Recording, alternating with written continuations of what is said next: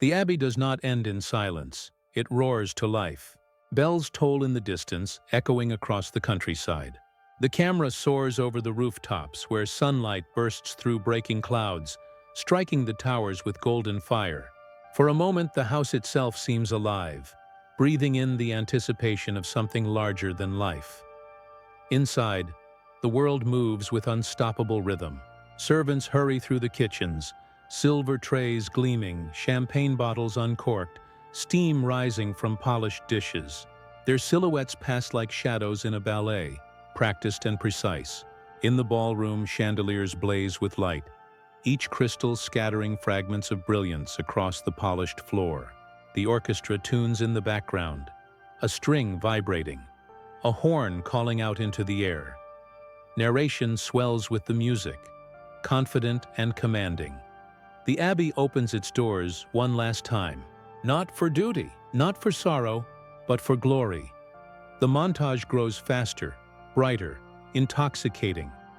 A faceless woman in an elegant gown lifts her skirts as she ascends the staircase, the fabric shimmering in candlelight. A gloved hand pours champagne into a crystal glass, the bubbles rising like 1,000 fleeting moments. The ballroom fills with dancers, faceless shadows twirling, their movements fluid, endless, like ghosts of the past celebrating as though time has no claim on them. Fireworks burst across the night sky, their light spilling over the abbey's towers, painting the stone walls in fiery color. The music swells into the iconic theme, no longer soft or hesitant but bold, grand, and proud. The camera pushes through the dancers, through the laughter and music, until it reaches the head of the great table in the dining hall. The chair is empty but waiting. The silence around it speaks louder than the music itself. The narration deepens, taking on the gravity of farewell. Every journey leads to this moment. Every secret, every bond, every goodbye, woven together in the final dance. The screen blazes with final bursts of imagery, champagne glasses clashing in a toast, silk curtains flying open to reveal the dawn, a child's laughter echoing in the garden, and finally, fireworks raining above the abbey, dazzling against the night. The camera pulls back, high above the celebration, showing the abbey lit in gold, alive and brilliant, standing as it always has, eternal, even in its last act. The music cuts at its peak, leaving only silence. The screen fades to black. The silence shatters. A drumbeat strikes, heavy and urgent like a heartbeat racing. Then another, then faster. The screen erupts into flashes, fragments of lives colliding all at once. A carriage races through the rain, wheels spinning, mud flying. Cut. A letter falls to the ground, its words unreadable, its seal broken. Cut. Champagne overflows from a glass, spilling across linen like blood across white snow. Cut. The orchestra crashes in, violins shrieking, horns blaring, drums pounding like thunder. The screen is no longer calm or graceful. It is chaos in rhythm, a storm of memory and fate. Faceless silhouettes clash in shadow. A figure slams a hand against the dining table, silver rattling in protest. Another storms out of a candlelit room, the flame bending violently in their wake. Lovers' hands almost meet, then pull apart, leaving only space between them. A servant drops a tray, silver and crystal scattering across the floor, the sound echoing like breaking promises. The narration grows louder, deeper, its words cutting through the chaos. Every truth revealed, every bond tested, every goodbye inevitable. Images strike harder now, faster. A figure running up the grand staircase, shadows chasing them. A piano slammed shut, the note cut off mid-song. A child crying, but the face hidden in shadow. The abbey itself under lightning. The storm tearing across the sky, as though the heavens rage with the house's fate. The montage builds to a fever pitch. Fireworks explode in the sky, but they don't feel celebratory anymore. They feel like the last bright flash before darkness. The music races, strings screaming higher, percussion pounding faster, until it feels unbearable. And then, silence. The screen shows only one image, the great doors of Downton Abbey slamming shut, the sound echoing like a final heartbeat. The voice returns, low, steady, absolute. This is the end of Downton Abbey. The screen cuts to black. The storm fades. The fireworks are gone. All that remains is silence. The camera drifts slowly across the estate at dusk, the abbey bathed in fading light. Shadows stretch long across the gardens, as though time itself is pulling everything into memory. A single piano note returns, soft, patient, echoing like a heartbeat in an empty hall. The camera glides through familiar rooms now still. The dining table bare, the ballroom quiet, the staircase empty. These are not ruins. They are memories, preserved in silence. Narration returns, but this time gentle, reverent, almost like a farewell letter. All journeys must end. All stories must close. But some homes live forever. The camera stops at the great doors of Downton Abbey. They are open, light spilling outward into the night. A faceless figure stands in the doorway, their silhouette framed in gold. For a moment they pause, half in shadow, half in light, as if deciding whether to leave or remain. The doors begin to close slowly, the sound deep and final. The music swells, not loud, not triumphant, but soaring with dignity. Strings rise in harmony with the piano, creating a sound that feels like both an ending and a blessing. The final montage arrives in still images. The abbey glowing against the sunset, fireworks frozen in the sky, a gloved hand resting on the stone wall of the estate, pulling away for the last time. The gardens bathed in moonlight, empty yet eternal. As the last chord fades, the title emerges across the screen in bold golden letters. The abbey stands in silence. The morning mist rises from the gardens, wrapping the grand estate in mystery. A single ray of light breaks through the clouds, falling across the old stone walls. It feels like the beginning of something important, yet also the closing of the screen fades from black into the quiet countryside. A soft breeze moves through the tall grass, carrying with it the first notes of a familiar melody. The music is gentle, almost hesitant, as if it knows what is coming. Slowly, the camera glides across rolling green hills until the estate reveals itself. Downton Abbey, standing tall, proud, timeless. Its walls have witnessed decades of love, struggle, and change. Now they stand ready to hold one final story. The halls are empty, but not lifeless. We see flickers of movement, shadows passing through wide corridors, faceless figures dressed in the fashion of another time. The camera never shows their faces, but their presence is unmistakable. A pair of gloved hands smooths a tablecloth in the dining hall. A maid adjusts the curtains, letting in a stream of golden morning light. The sound of footsteps echoes across marble floors, steady and deliberate. Every small detail reminds us of the world we have known, the home we have visited again and again through years of stories. The narration begins, a voice that feels both grand and intimate. It speaks not to the characters, but to us, the audience who has walked these halls through the screen. For years, this house has held their joys, their secrets, their goodbyes. And for years, it has held ours as well. But every story must reach its end. Every door must one day close. The words hang in the air as the camera lingers on the Abbey's front steps. The doors, massive and carved with history, begin to open. The sound is heavy, almost echoing like thunder in the distance. Behind the doors, shadows move. They are not revealed, not yet. Their shapes remind us of those we once knew, but mystery surrounds them. Are they coming home, or are they leaving forever? The music swells, adding layers of strings and soft drums, hinting at grandeur to come. The estate glows in morning light, but the mist never fully leaves. It clings to the gardens, to the stone pathways, to the air itself. It feels like memory. It feels like farewell. The first section ends with a slow fade as the camera rises above the abbey. From high above, the estate looks both eternal and fragile, a symbol of tradition and change. A single line of narration closes the moment. Downton Abbey, where time stands still, until it does not. chapter we never wanted to end. The sound of carriage wheels cuts through the silence. A single horse trots along the gravel road, its hooves striking in rhythm, echoing like a clock that will not stop.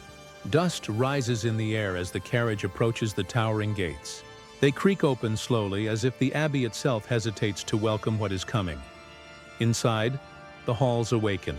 Servants move with quiet purpose. A faceless butler adjusts the silverware, lining each fork and knife with precision, his gloved hand trembling for just a second.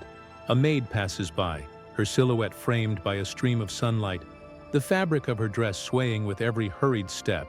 None of their faces are seen, yet their movements speak volumes. This is not just another day. It is the beginning of an ending. The camera follows a set of polished shoes crossing the marble floor, their sharp echo filling the hall.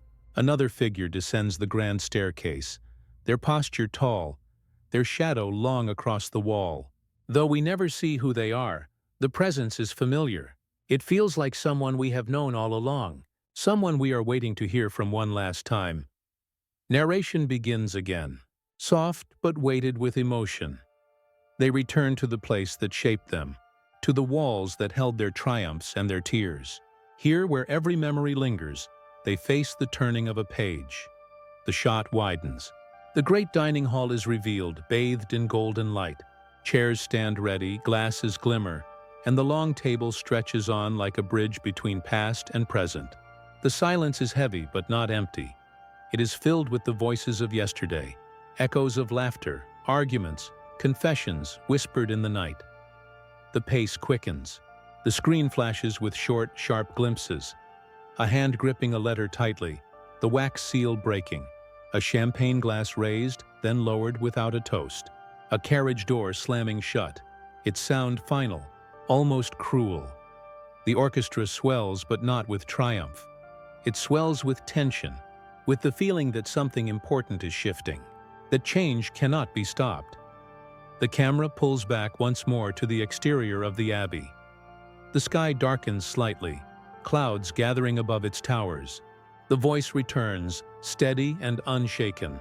But every return carries a question. Do we come back to hold on, or do we come back to say goodbye? The screen fades to black. The music cuts off, leaving only the sound of a clock striking once. The storm does not arrive with thunder. It begins in whispers. A door closes harder than it should.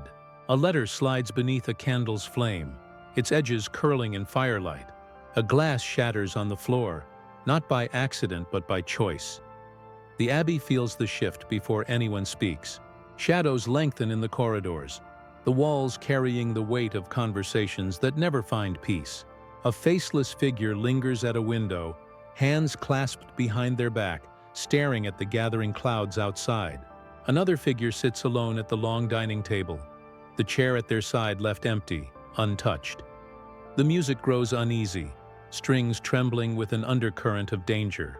Narration cuts through the silence, steady but tinged with forewarning. Every home has its secrets, every family its battles.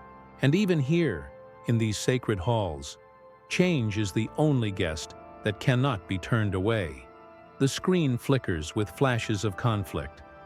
A hand clenched around a crumpled invitation, a carriage racing away under rain-soaked skies, a servant's eyes lowering as a letter is delivered. Though the faces remain unseen, the body language tells everything. A pair of gloved hands grip the edge of a balcony railing, knuckles white with anger or fear. The camera moves into the grand ballroom. Candles flicker, chandeliers sway ever so slightly.